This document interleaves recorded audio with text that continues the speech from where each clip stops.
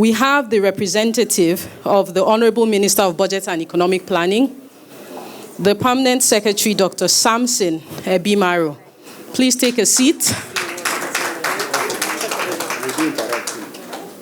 We also have the representative of His Excellency, the Governor of Jigawa State, the Director General of Jigawa Invest, the Commissioner of Environment, Dr. Ibrahim. We also have the representative of the Governor of Enugu State, Professor Chidebere Onya. Please take a seat.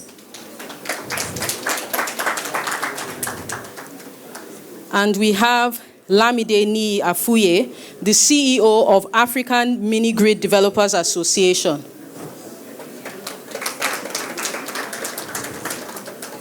Representing Sterling One Foundation, we have the CEO, Olapeju Ibekwe.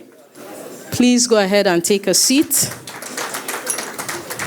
And to moderate this session, we have the National Team Leader of PACE, Ifeanyi Peters Ugoke.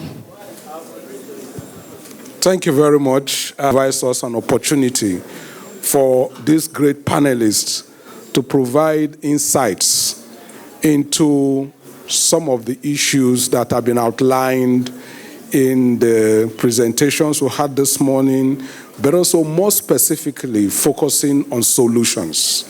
Because the guide is actually a solution provider, and there are opportunities.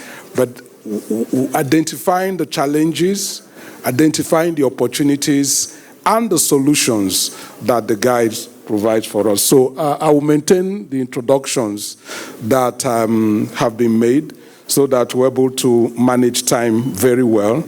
I would start, first of all, by asking the representative of the Minister for Budget and National Planning to one of the things that have been highlighted is the alignment of most of these things to our national plan, budgets, investments, and trade reforms. So one of the key issues is to share with us some of the key initiatives undertaken by the government. I know a couple of them has been outlined by the Minister of Finance already, but just to reinforce some of the specifics in terms of how they align so that at the national level, we know that there's an alignment, and then the vertical linkage with the sub-national government can be reinforced. So it's about planning, budgeting, investments, and trade reforms. Thank you very much.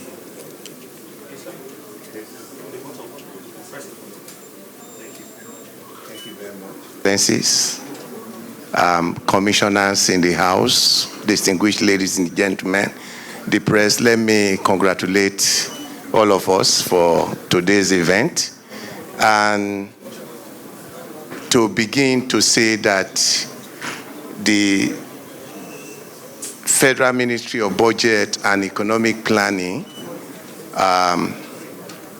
is doing very strategic things in terms of aligning climate action and projects with national development plan. First, let me begin by saying that first, the environment, the foundation, we need to know, we need to have baseline information about bankable projects, because if you don't have baseline information, then what are you banking? What is your target? That is very, very important for us. The second point is that the Budget and Economic Planning Ministry, we building capacity, working with subnational levels to ensure that, the budget officers have the skill and, requisite experience to align, budget with projects. That is very, very important for us. One thing is to talk about finance, but what are you buying? You need to have the plans. You need to have the projects. Without that, you cannot, start talking about the finance, the money. So that is very, very important for us. The other point that we are doing is that we are in the era of measurement. If you managing fund, you managing, projects, you need to have clearly defined performance indicators. It is very, very important that we have, key performance indicators for the projects that are being implemented, the plans that are being implemented, so that at the end of the day, you can look at what you have done so far and say, what are the shortcomings? What are the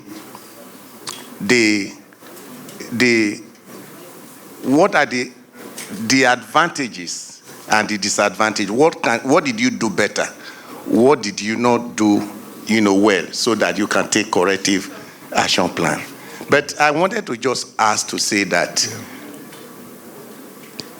clearly outcome and impact is also very important to us, because it's not just a question of talking about finance.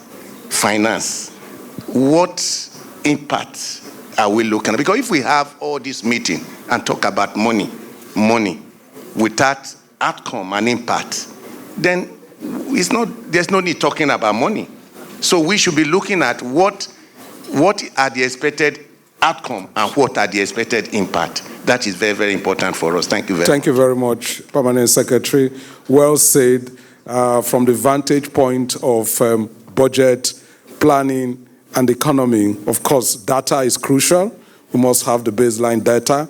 We must be clear about what the outcomes are before we talk about the financing. Thank you very much. And those are some of the things that the guide also provides an opportunity for subnational governments to make sure that they are well refined. So let me move to the subnationals, the states now. And I will go to Jigawa before I come to Enugu State. So again, like I said during my remarks, Jigawa State is on the front lines of serious climate challenges, especially desertification and flooding. And constantly is said that Jigawa is an agrarian economy, but that provides a very good opportunity, right? And so what has been the experience and challenges of Jigawa State in building resilience and, of course, identifying clear bankable projects that this funding we're talking about could be tied to? Thank you, the National Team Lead. Let me stand on the already established protocol. When you said so, when you look at Jigawa State, I think we are one of the frontline states. And the state is really an arid zone virtually. You hardly, 90% is arid, only 10% is semi-arid. And it borders Niger. And what we are facing currently, by statistics now, the desert encroachment annually into Jigawa is 0.9 kilometers per annum. So it's quite disturbing. And another thing is the issue of flooding. We should not forget at the same time that Jigawa State is traversed by River Hadeja that came through Kanu, entry point, Ringim local government, and exited into Yobe State through Wachakal.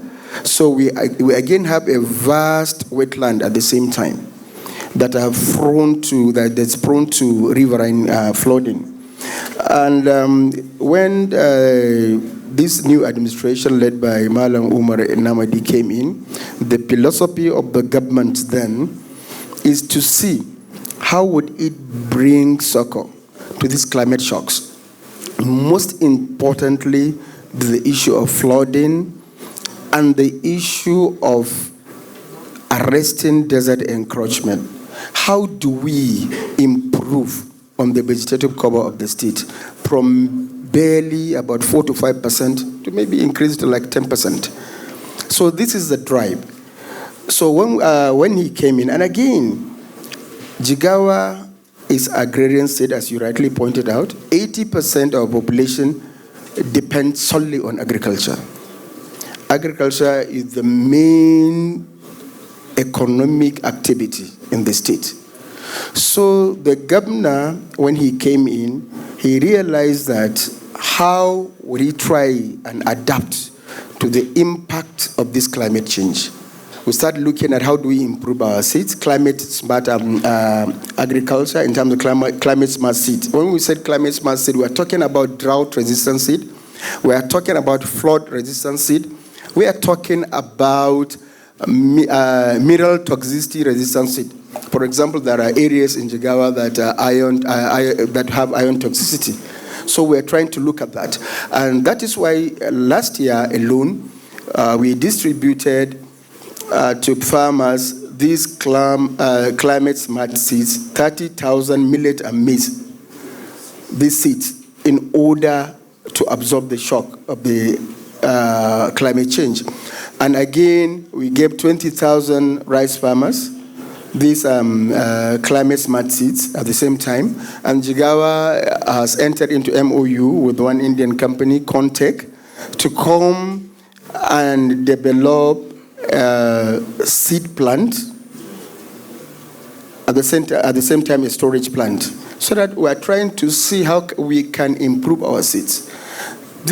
When you look at the scarce water that we are facing in Jigawa State, there are certain areas that you rightly said, the northwestern Jigawa, that doesn't have waters. What do we do in terms of irrigation? There are certain dams that has dried up, so the governor identified dams that need to be rehabilitated, about 5 of them, 10 across the state, but about 5 in the northwestern zone. And also now deploy a new technique where even if you are in Sahara, you can do irrigation by, coming up with a solar-powered irrigation scheme. We have 6 now. The vision is for us to have 20,000 hectares of irrigable land within the so-called arid zone, desert in Jigawa State. And we have done about more than half now. We have done in Gumel, Megatari, specifically Lalashi. Let me not start calling the names because the names will be strange. And that is that. And again, when you look at livelihood, because whatever you do, this climate change is for real. It has happened. What do you do? Most especially women, the vulnerable segment of the community. What do you do? So the governor engaged this section of the community by providing a lot of livelihood support. If they are farmers, farm inputs, free farm inputs. If they are, those are victims of flood 2022, they were given animals to rear, like the women, goats, sheep, rams, and a lot of things like that. And they are given for post-harvest loss that we're looking at also. These solar-powered incubators were given, and the state subsidized solar-powered pumps for irrigation also. Over 20,000 has been distributed in Jigawa also. And again, when you look at it, whatever investment you do, if there is going to be one incidence of flood, that's the end of it. I told you River Hadeja Traverse, if you remember 2022, almost more than half of Jigawa local government were caught up. Infrastructure destroyed, farmlands destroyed, livelihood destroyed, immigration, a lot of confusion in 2022. So Jigawa went into partnership with Hadeja River Development Authority, which is a river basin development authority under Federal Ministry of Water Resources. So they have technical committee on flood that we meet on a monthly basis to review how do we ensure that we send early warnings, we dredge the river. So the Hadeja gave us 2 amphibious excavators. Jigawa bought 2 amphibious excavators since last year. So we have 4 amphibious excavators walking along that river. So far, we have dredged over 100 kilometers of waterways along that channel. Okay. And also, additionally now, Jigawa has procured additional 2 amphibious excavators because seeing the impact.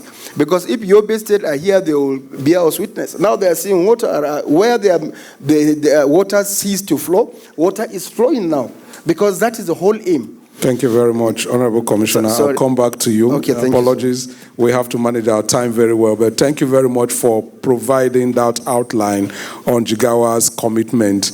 And what I hear from you is where the opportunity lies for Jigawa in climate-smart farming.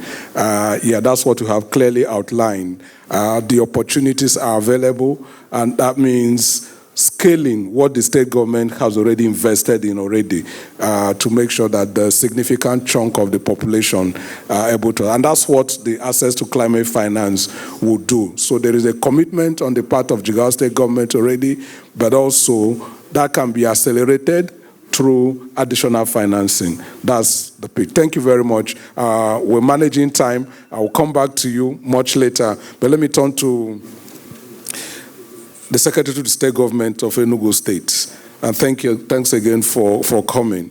Enugu State Governor has this bold, ambitious, and I call it audacious ambition to grow the state's GDP from $4 billion to $30 billion within 8 years. And to do that, that means there must be constant flow of investments. And so, where does the opportunity lie in Enugu State for these investments, that some of these funds can be activated based on what you have available already? Thank you very much. Thank you. Good afternoon to everyone. When His Excellency Dr. Peter Ndubuisi came into office, he had set out a very clear economic growth model.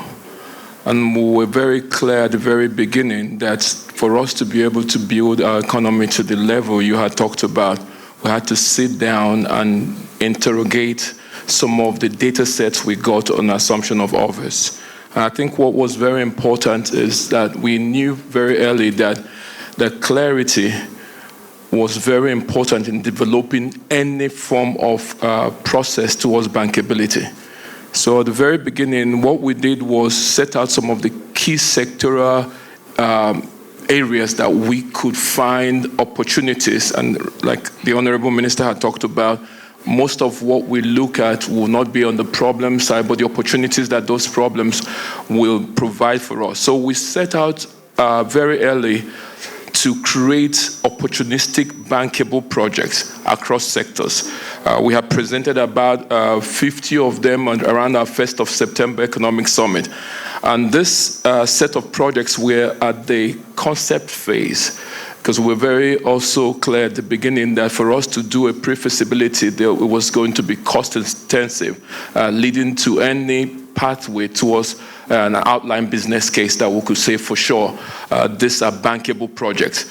But we presented them across transport, but what we also did was position them around taxonomies that will make funding, climate funding, or access to funding period possible, and for potential investors or development partners that will provide technical assistance to be able to see clearly what we had in mind in agriculture, looking at the value chain post-harvest losses. We also looked at education, we looked at health, we looked at other aspects, and we set out a few things that we felt was going to be attractive to investors. And since then, we also looked at how can the state be involved in de-risking some of these projects. Who do we engage?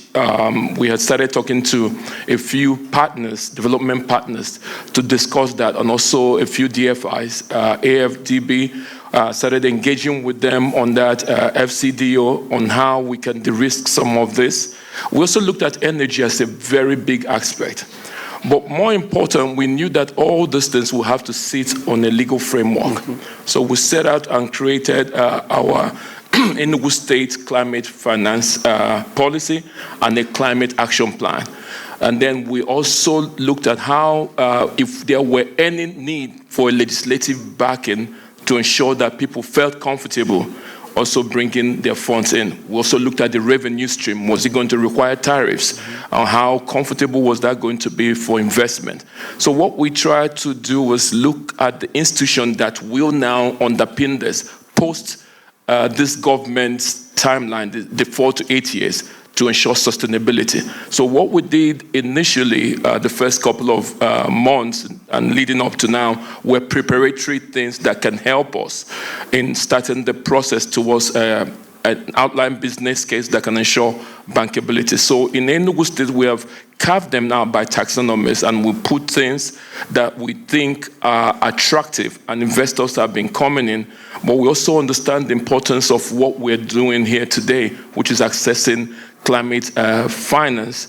But more important is the fact that we know that technical assistance is really critical to be able to build strong institutional framework that can underpin this process. So that's what we've been doing in Enugu State, and I can go into the granularity of it. Yeah, just hold it there. That's an interesting one. You'll agree with me. Thanks so much for that. I'll come back, time permitting, to go a bit into the granular. But I think what is emerging from Enugu is the clarity of thought, which is very important in all of these things. So the clarity of thought, the preparations, which is essentially what the guide seeks to do. So it seems Enugu is a fertile ground, just like Jigawa is, for deploying of the guide and link up with financiers. So we have here private sector and philanthropy. And the conversation this afternoon has shown that, look, these are investable funds. They are no longer, like we say in our local parlance, dash. It's not free money. That means you have to be investment ready, and that's why we're having this roundtable. And so, Olamide Niyi Afuye, you lead the African Mini Grid Developers Association, and I'm sure you have tons of experience how you have struggled to navigate the challenges of deploying mini grids. And you can do a lot more with finance. So where are the opportunities? Where are the pinpoints? And how can we accelerate this, especially for an energy-hungry nation like Nigeria? Yeah, thank you very much. I will start by saying that I always say that it's a privilege to be the dumbest person in the room so many times, and this is one of those instances. Let me start by borrowing from a quote or a statement made by the Honorable Minister where he says that solar power is no longer niche, and it's now become mainstream. And I will extend that quote to say that mini-grids are no longer niche, they're no longer nice to have. They're now a fundamental part of the electrification planning and the climate solutions that any country should seek to deploy. And in fact, my previous life, I used to work with a traditional generation company. And one of the things that we're seeing is now utilities are embracing the solution as part of a fundamental part of how do they reduce their losses? So it's no longer nice to have. It's no longer people preaching clean energy. It's now a fundamental part of how do you practically reduce your losses by inviting multiple innovative solutions like mini-grids and other distributed renewable energy technologies. In terms of mini-grids, it's quite the numbers are very clear, and speaking to the Mission 300 initiative, where Nigeria will play a fundamental part in closing that access gap. Mm-hmm. From where we stand in terms of access to finance, I would say I try not to speak of the challenge. I try to speak of the good things that are happening and the opportunities. Very good. Yeah. And one of many opportunities that we're seeing is the evolution of multiple solutions like green finance, climate financing into our space. So I give a classic example of the infra credits backed Prado Power 4 billion naira green infrastructure sukuk, which takes multiple finance metrics in terms of climate and climate funding, as well as ethical investments. When I started my career, I think it would have been a dream to see solutions like this coming into the rural education space. But now the pendulum has swung in favor of climate solutions. And so what I would encourage us is to crowd in more investments like the InfraCredit solution, which was issued by Prado Power most recently. We're also seeing in other markets where AMDA supports, we're seeing the evolution of mini grids now becoming metro grids. That is, they're powering cities. So in a country like DRC, we're seeing cities like Goma, unfortunately, who are currently impacted by some political challenges, but we're seeing cities like Goma that are fully powered by mini grids and other distributed renewable energy solutions. So I'll stop there and I'll give some more thank you very much. Thank you. Cheers. It is clearly, thank you very much, Honorable Minister. Thank you so much. Thank you. All right. A round of applause for the Honorable Minister. Thank you for your time. Thank you very much.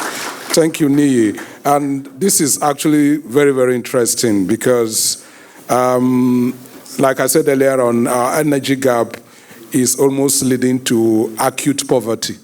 And growth cannot be unlocked if we have energy poverty. And the potential of deploying clean energy through the mini grids is substantial for us. And I like the point you made about crowding in all the investable funds. But the exciting one is what you talked about, the Sukuk fund, and what that could do. That means there's a whole world of opportunities out there, and I'm sure we can work together to deploy all of the TA as an enabler to get that to have communities, businesses access more clean energy for the economic growth of Nigeria. Let me come to you, Olakbeju Ibekwe. Philanthropies, I'll probably I prefer to call you impact investors. Yeah. Plays a huge role, very catalytic in de-risking investments and enabling partnerships. So in the experience you have had, how can impact investors, philanthropy in Nigeria, and this is something that is emerging for us in Nigeria, play that catalytic role? And I will put it this way because overseas development aid, as we know, has reduced considerably. US aid is closed, UK is transitioning to 0.2 next year, and 0.3. Okay, yeah, mixed. Yeah, sorry, apologies about that. But the key question is, there is a role for philanthropy and impact investors in unlocking climate finance. Yeah, you could talk to us more about those opportunities. Thank you. Thank you very much. It's my privilege to be here, and I feel very good being the only woman on the panel. Okay, for us at Sterling One Foundation, we have identified this gap. And interestingly, I'm so glad that the representative of the Ministry of Budget and Economic Planning is here. For the last 4 years, we have co-convened a platform called the Africa Social Impact Summit with the United Nations System in Nigeria and the Federal Ministry of Budget and Economic Planning for 3 main goals. Number 1, attract more impact investments into critical sectors. And climate action is definitely a major one that impacts every other SDG goal.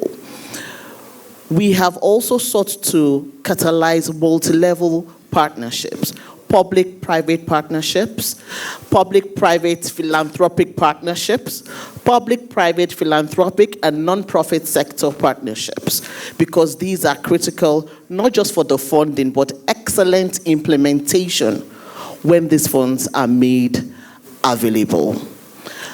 I can give an example of one of our partner organizations, which is Sterling Bank. And recently, Sterling Bank just got into a partnership with Shell Foundation. And that partnership, the investment is over $1 billion that seeks to provide guarantees for commercial capital. First loss, if they give out commercial capital and it goes bad. That is an example. A round of applause for that. It should be exciting, right? That is an example of how philanthropic capital can help unlock climate finance, because one of our speakers earlier mentioned that we should speak to the deals. These deals are happening. As a matter of fact, there's one that is closing recently with an organization called Sunfi. They are invested in the solar power space, and we're talking about over $400 million. Oh, is it Naira, please? Whichever way. But the point is that this finance is available, and it is happening today. And organizations here that are interested in accessing such funds, please, you can reach out to Sterling Bank. I know they have a stand at the conference here. And it is not just Sterling Bank alone. Different other commercial capital giving institutions are also identifying philanthropic partners that can help provide different concessional finance opportunities, catalytic finance opportunities, blended finance opportunities to help us unlock more capital flows for climate action. Beyond these, we also realize there's a significant knowledge gap in this ecosystem, which is one of the issues that we seek to solve at Sterling One Foundation. Leveraging this platform. Interestingly, the one that held in July, the theme was on climate. Also, driving inclusive growth within the climate action space. We also partner with the media to share more usable information, because at times when people hear climate action, it's almost esoteric. Usable, practical information that we can use across different sectors. Because when it comes to the earth, every sector is affected. And that is what we're talking about, climate. So from education to health, every other sector is affected. Those are the 2 to 3 areas that I think philanthropic capital can support unlocking climate finance, which we're already doing. Thank you very much, Olakweju. And for me, those 3 key points are actually very, very crucial and critical. So huge opportunity. We will be with you. We will partner with you to ensure that all of those resources are unlocked. And that's the good thing about deploying the guide to assessing climate finance, because I know that some of these things comes with terms and conditions, and people need to be prepared to be able to meet all of those. I'm sure time is far gone. I'm being given signals to wrap up. But before I do 5 minutes, thank you very much. Before I do that, I know we have a couple of people. I'll come back for you, the panelists, for a parting shot. And the parting shot will be in this way. For the sub-national governments here represented by Enugu State and Jigawa, if you have an opportunity, and this is investors, so take all of us here as investors, what would you want investors to do? That's the other one. I think for the Federal Ministry of Budget, federal government is crucial in providing assurances. And interestingly, for what you talked about, de-risking, very, very important as well. So it's also to talk more about that, because this is where all of this is built into, and that's the exciting part. And for me, you've talked about it, but just that last thing you would like to say. So our final parting shots. I'll start with SSG Enugu State. Your final parting shot. I'll go to Jigawa before I come back to others. Quick one, in 30 seconds, helicopter pitch. All right, in 30 seconds, Enugu is open for investment. Thank you. Thank you very much. Thank you. I like that. That's the kind of thing you like to hear. Jigawa State. Thank you very much. I feel I will follow the same lead, but my addition here is just this. I think the other speaker is just telling about Jigawa experience. We have a lot of climate actions that will attract carbon credit automatically in Jigawa State.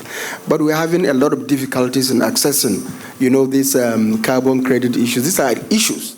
And again, is that we're looking at anything climate finance that will look at loss and damage, because it's very critical. And this is where Jigawa is looking at. Thank you very much. Thank you very much. Jigawa is open for business as well, but has some other issues, which your de-risking will help. Peju, over to you. Sterling Moon Foundation is interested in supporting state governments to unlock climate finance. Very well. So please, doors are open. We're ready to support all your renewable energy solutions. Thank you. Nee. From where we stand, our members, amongst the 300 million people that will be electrified under the Mission 300 initiative, our members stand ready to power about 120 million of that. And what is required is over 2 billion in commercial capital, with a huge chunk of that coming from Nigeria. So what is needed from our standpoint is the state governments to continue to come to the table, the federal government to continue to come to the table. And I'll close by saying policy alignment plus partnership leads to bankability. Thank you very much. Thank you very much. And the Permanent Secretary, your last shot.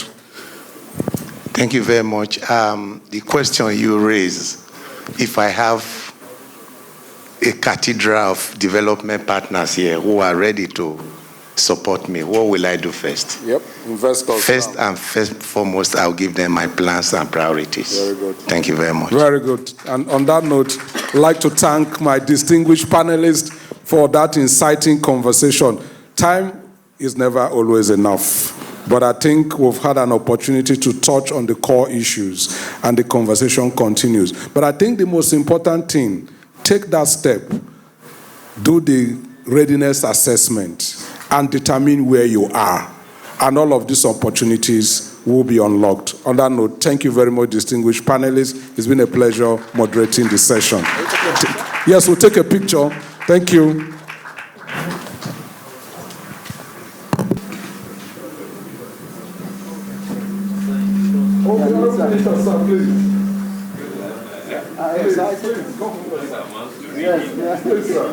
Sit here, please. Here's your microphone. Honorable Minister, please join.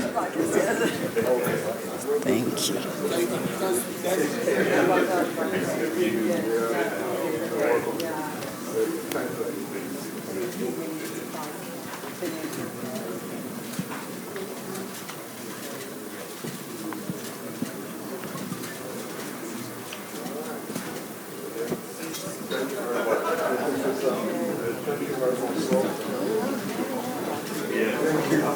Thank you very much. Thank you. Yes, thank you. Thank you very much. Okay, yeah, sure. Thank you. Thank you. Thanks again. Thank you.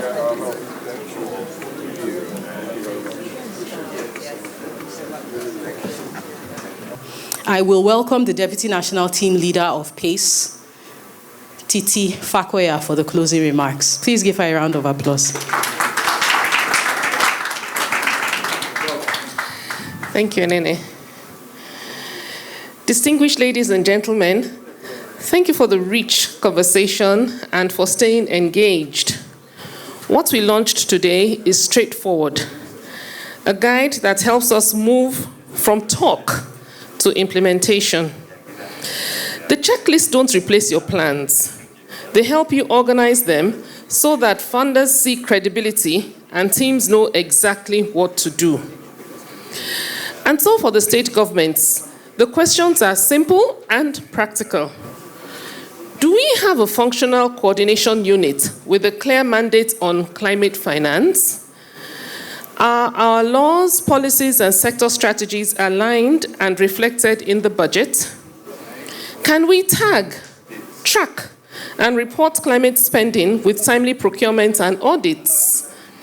Do our teams have the skills to design and deliver bankable projects end to end? Are citizens, private sector, women, and traditional leaders involved in decisions?